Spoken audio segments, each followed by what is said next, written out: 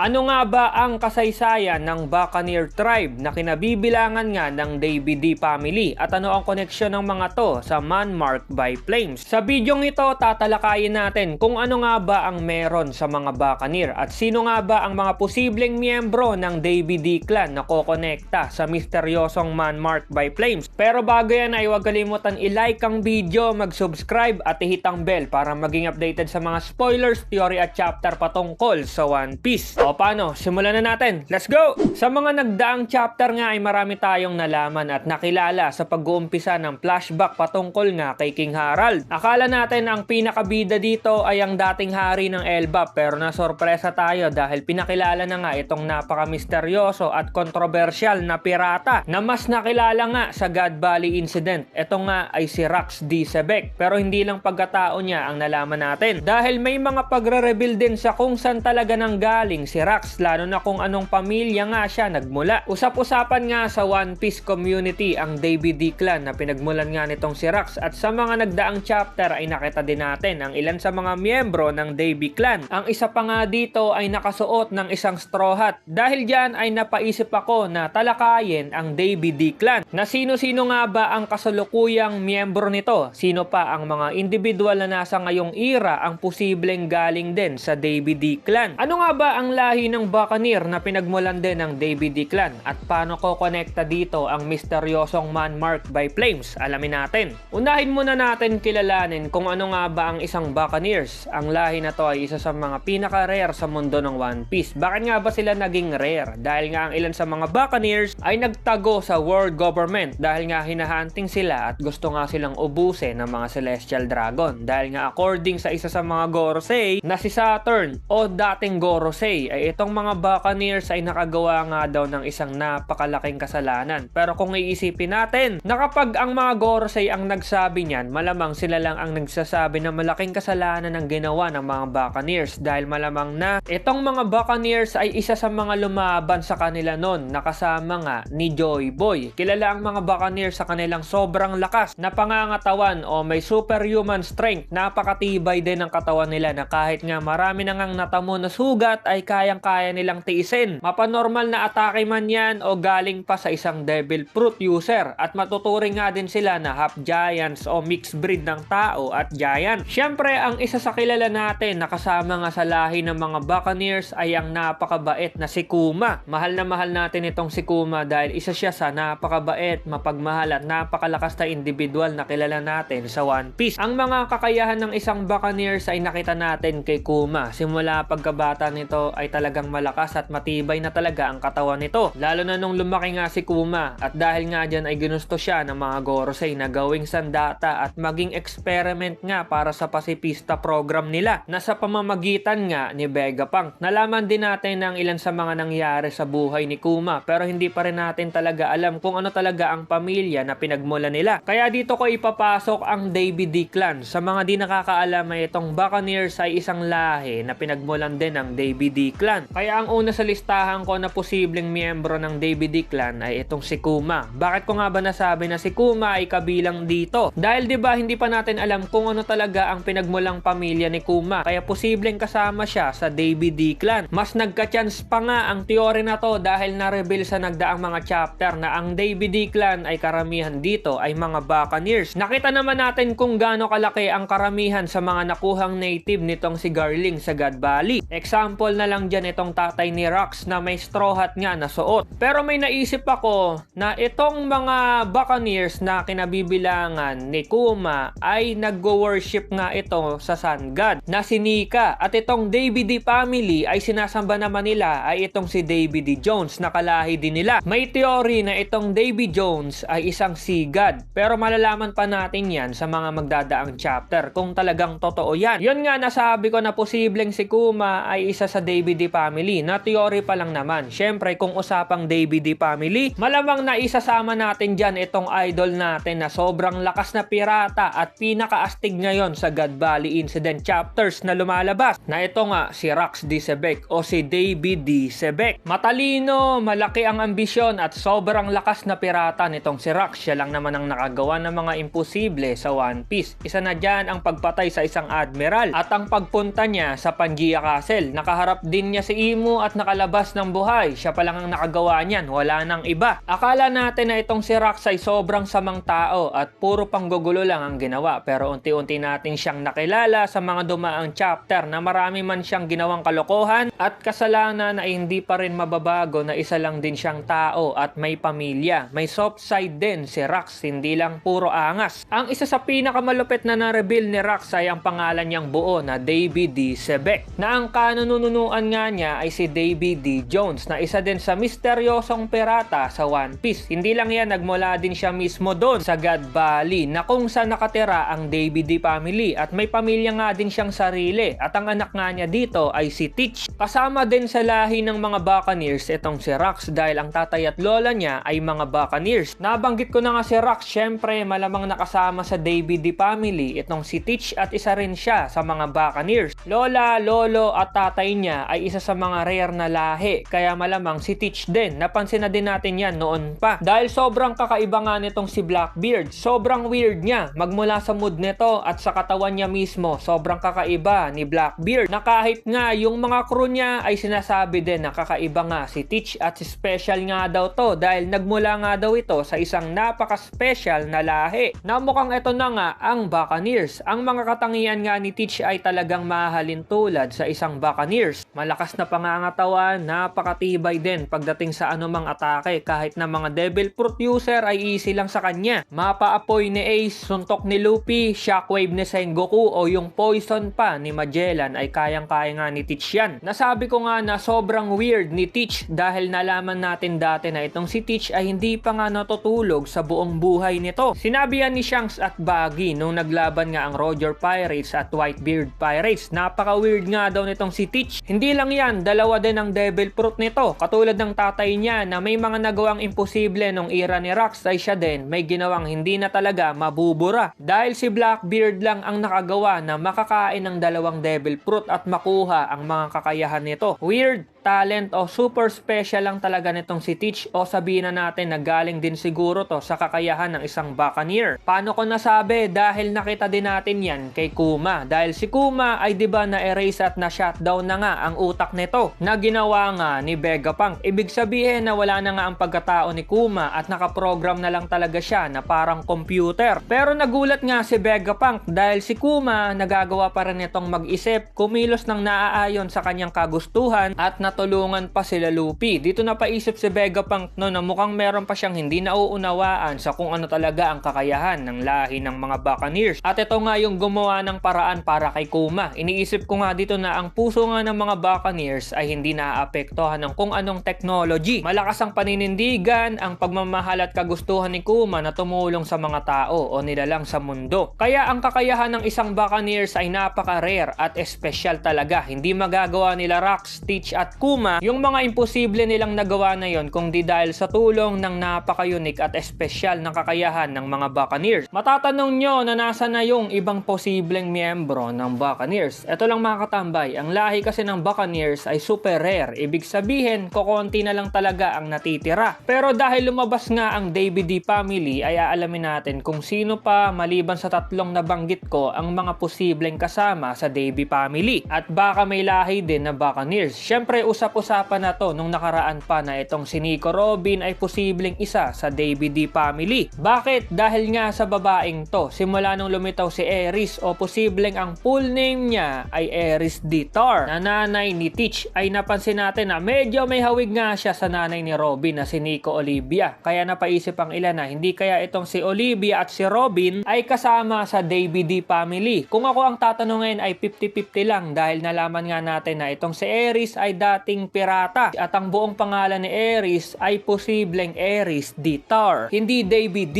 Kaya mababa ang tsansa nila Olivia at Robin na maging Davy D. Pero posibleng kasama sila sa D-Clan. Pwede kasing ang lolo ni Robin ay napangasawa ang isang kasama sa Tar family. Kung Tar talaga ang apelido ni Aries, hindi pa naman nako-confirm to. At dahil syempre jeans ay nakamukha ni Olivia at nanay niya, ganun din kay Robin. Posible din na kaya nakilala ni Olivia itong si si Professor Clover ay pareho nga sila na may D sa pangalan dahil Claude D. Clover nga ang real name ni Professor Clover at nagkataon pa na may alam din sila pareho sa Ancient Kingdom. Mababa ang tsansa ni Robin sa David D. family pero mas posible na isa siya sa miyembro ng D clan. Tapos archaeologist din siya. Nga pala sa di nakakaalam ay itong si Teach ay isa din palang archaeologist. Ayon kay Oda Senpai na ang profesyon nga ni Blackbeard bukod sa pagiging pirata ay isa din nga daw itong archaeologist. Kaya itong si Teach matalino din talaga yan. Wag na dapat tayong magulat na alam niya yung sikreto ng Devil Fruit at marami pang alam yan si Teach. Anyway, bukod kay Robin ay tingin ko nga na may chance na kasama sa Davy family ay itong mag-ama na sila Usopp at si Yasop. Bakit nga ba? Napapansin nyo ba na itong sila Rax at Teach ay Afro-native nga sila? Parang mga African descendants sila. Mukhang dyan nga binase ni Oda Senpai ang ilan sa mga miyembro ng Davy D clan. Kaya din naisip ng ilan na si Robin ay kasama nga dyan. Dahil 'di ba brown skin nga si Robin dati. Pero ayun nga, posibleng kasama sa Davy D family sila Usopp. Dahil 'di ba hindi pa natin alam ang buong pangalan ni Usopp. Sama ko na din dito itong si Kusan. Alam na natin ang patakaran sa One Piece hangga't hindi talaga formal na pangalan. Ang na-reveal ay mapapaisip ka talaga. Baka kasi si Kusan biglang ma-reveal na lang yan sa mga parating na chapter na ang pangalan pala talaga niya ay Davy D. Aokiji. 'Di ba? Posible. Dagdag ko na din si Josu. Natatandaan nyo ba tong si Diamond Josu? Hindi din natin alam kung ano talaga ang tunay na pangalan ni Josu. Ang alam lang natin nung Marineford War ay Diamond Josu ng Whitebeard Pirates. Alam nyo, posible din na itong si Josu hindi lang kasama sa Davy D family. Isa din siyang Buccaneer dahil katawan pa lang, yung tibay din ito at lakas ay nakupo pasok sa pagiging Buccaneer. Posible 'di ba? Malamang na may magsasabi diyan na si Whitebeard baka isang Buccaneer din. Hindi pa natin to sure pero 50-50 siguro. Malamang niyan dahil doon sa nung bata si Whitebeard ay parang kasing katawan nga to ni Kuma. Matibay ang katawan na kahit matanda na noon nung Marineford War ay lumalaban pa rin partida kahit na ilang atake na ang sinalo nito at may mga pinsala na nga na matindi na nabutasan pa sa katawan si Whitebeard ay patuloy nitong nilabanan ng mga admiral. Kawawa pa nga si Akainu. Kilala din natin na pinakamalakas na tao si Whitebeard na pasok sa kakayahan ng isang Buccaneer. Pero ulitin ko, di pa tayo sure pero malay natin, Buccaneer din pala si Newgate. Nga pala dagdag ko din to na dahil nabanggit natin itong si Rax ay hindi natin sure kung mamamatay ba talaga si Rax sa God Valley. Dahil wala naman nabanggit na namatay si Rax. Sinabi lang ni Sengoku noon na natalo ni Roger at Garp si Rax sa God Valley. Paano kung itong si Rax buhay pa? At siya ang tinatawag na man marked by flames na siya din ang nagbabantay ngayon doon sa huling road poneglyph. Bakit posible? Dahil si Whitebeard ang may hawak ng Fishman Island dati bago napunta kay Luffy. Nung era ni Whitebeard ay nandun pa sa Fishman Island yung road poneglyph. Nung dumating na sila Luffy, wala na doon. Saan napunta? Hula ko nga dyan bago lumusob sila Newgate sa Marineford para nga iligtas si Ace ay itong si Newgate mukhang alam na buhay pa si Rax dahil right hand man nga ni Rax tong si Newgate at close nga ito sa kapitan niya. Mukhang si Rax yung man marked by flames at pinagkatiwala niya yung huling road poneglyph kay Rax. Dahil nagtatago nga din si Rax, mukhang napag-isipan niya siguro na maglakbay na lang muna at itago yung road poneglyph na yon. At ibigay siguro sa karapat dapat. Naisip ko din na kaya din siguro nalaman ni Blackbeard ang tungkol sa man marked by flames ay narinig niya mismo to kay Whitebeard. Posible 'di ba? Dahil dating Whitebeard Pirates si Teach pero baka hindi pa niya alam kung tatay ba niya yung man marked by flames o hindi. Ang sigurado lang si Teach ay hawak ng tao na yon yung huling road poneglyph. Pero kung ako ang tatanungin, malamang niyan si Rax talaga yung man marked by flames. Swak pa nga yung kakayahan ni Rax na kaya niyang magpalabas ng shockwave sa espada niya na posibleng mag-create ng whirlpool. Saka gustong gusto ni Rax na magpalubog ng mga barko na pasok sa katangian na ginagawa nitong man marked by flames. At panigurado na may mga kasama to doon sa barko na malamang ilan sa mga miyembro ng Davy D family. Marereveal ang mga yan kapag nakaharap na nila Luffy itong man marked by flames. Ang ilan nga sa mga nabanggit ko na individual ay posibleng sa mga dadating na chapter ay ma-reveal na isa sa Davy D family o may lahi na Buccaneers dahil nga sa physical appearance nila, ang lakas at kakayahan nila. Meron din na baka ma-reveal na isa sa mga D clan na pinakasusumpa na kaaway ng mga Celestial Dragon. Naniniwala ako na hindi lang yang mga yan ang lilitaw na karakter na posibleng kasama sa Davy Davidy family o D-Clan. Dahil malamang na marami pa ang magpapakilala, mga mare-reveal at lilitaw na karakter na isa nga sa Davy Clan, Buccaneers at D-Clan. Posibleng mag-uumpisa to kapag nagpakilala ang kung sinong Man Marked by Flames na yan, dahil malaki ang papel nitong tao na to sa mga paparating na arc ng One Piece. Kung totoong may connection ng misteryosong tao na yon, ay dito mas mapapaliwanag kung ano ba talaga ang ginawa ng mga Buccaneers. Ano ang kasaysayan nila? Anong meron sa Davidy family at D-Clan ng Void Century? Kaya abangan natin yan. Sa mga nasabi ko na teorya o pananaw ay mas mabuti pa din na abangan na lang natin ang mga susunod pa na chapter. Na-excite lang tayo dahil palupit na ng palupit ang mga nangyayari. Kayo mga katambay, ano sa palagay nyo? Sino-sino pa kaya ang posibleng kasama sa Davidy family na may lahi din ng Buccaneers? At sino pa ang kasapi sa D-Clan? At ano ang koneksyon ng Man Marked by Flames sa mga to? Comment nyo lang sa baba at babasahin ko yan. Salamat sa pagnood at see you sa next video. Over now!